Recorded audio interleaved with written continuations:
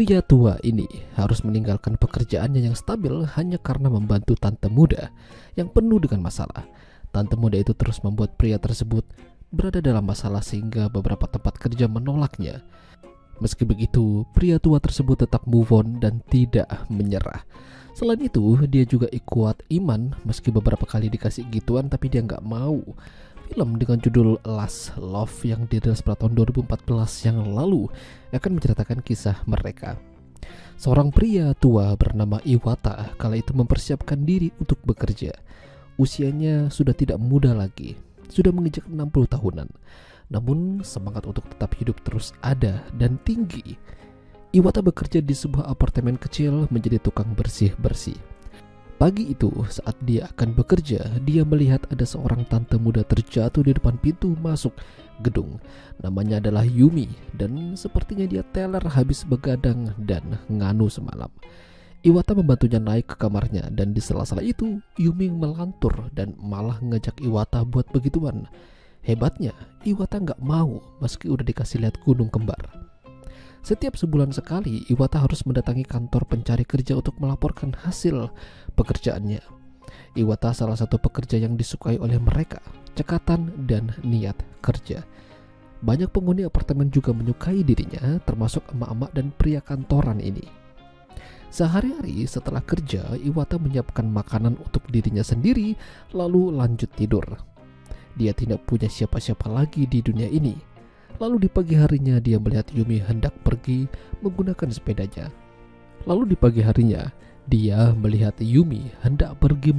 sepedanya. Iwata menanyakan kabarnya tentang yang kemarin. Apakah dia baik-baik saja? Namun Yumi seolah tidak tahu dan tidak kenal siapa Iwata. Padahal baru kemarin ditolongin. Saat itu Yumi lagi butuh bantuan. Ban sepedanya bocor. Iwata mengarahkannya ke bengkel terdekat, tapi Yumi minta ditemani. Saking baiknya dia rela meninggalkan pekerjaannya sebentar hanya untuk mengantarkan Yumi ke bengkel.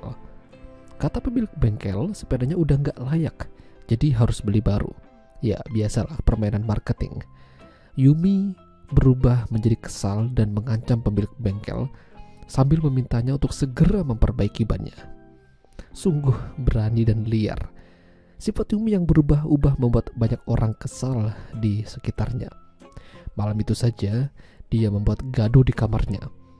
Menyetel musik keras-keras membuat salah satu penghuni keberatan. Iwata disuruh menegur Yumi, namun dia masih saja berbuat onar. Suatu hari, saat sedang bersih-bersih di parkiran, Iwata seketika mendapat ide untuk menulis sebuah musik. Hanya dengan mendengar suara kebisingan kota dan campuran alam, Iwata ini ternyata punya bakat terpendam, atau memang dia pernah menjadi pemain musik profesional.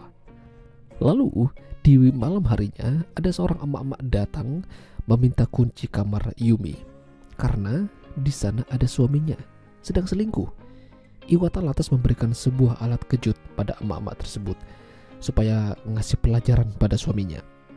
Tidak hanya suaminya, bahkan Yumi pun juga dikejar-kejar karena emak-emak tersebut kesal. Dan setelah kejadian itu, Yumi tumbang dan masuk ke dalam rumah sakit. Yumi didiagnosa punya kelainan bipolar, gampang emosi dan tubuhnya gampang lemah.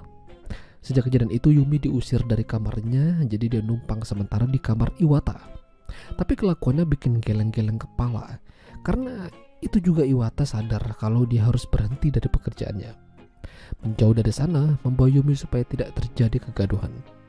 Mereka bekerja jadi cleaning service di rumah sakit, tinggal di kos-kosan kecil namun terlihat bahagia, bagikan anak dan ayah. Tapi ternyata masalah masih mengintai mereka, terutama pada Yumi. Om-om yang pernah dipergoki istrinya kemarin itu tahu lokasi Yumi dan mencoba menganunya kembali. Yumi dengan sigap mengambil alat kejut milik Iwata, membuatnya jadi pingsan. Tapi sayangnya gara-gara kejadian itu mereka juga harus pindah lagi karena reputasi mereka yang buruk menyerang om-om tajir. Mereka lalu mampir di sebuah kafe kecil. Di sana Iwata iseng memainkan gitar dan ternyata dia sangat lihai. Bahkan Yumi dan pemilik kafe terkejut. Iwata akhirnya dipekerjakan menjadi live music di sana, namun lagi-lagi Yumi membuat onar. Beberapa pengunjung mengejek Iwata sehingga Yumi kesal dan tidak terima, lalu dia menghantamkan botol gelas ke mereka. Hasilnya, ya mereka diusir, namun pemilik kafe memberikan gitar itu pada Iwata sebagai kenang-kenangan. Mereka kini harus mencari tempat tinggal dan pindah-pindah.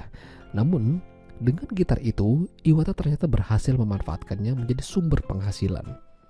Menjadi pengamen jalanan sembari Yumi menari. Banyak orang-orang suka dengan mereka. Bahkan ada yang membayar Yumi untuk begituan. Meski begitu, Iwata dan Yumi kini benar-benar tak terpisahkan, bagaikan seorang anak perempuan dan ayahnya. Mereka akan sama-sama bersama menjalani dunia yang kejam ini. Ya, itulah tadi alur cerita film Last Love. Jika kalian suka dengan video ini, jangan lupa untuk tinggalkan like. Dan sampai jumpa lagi.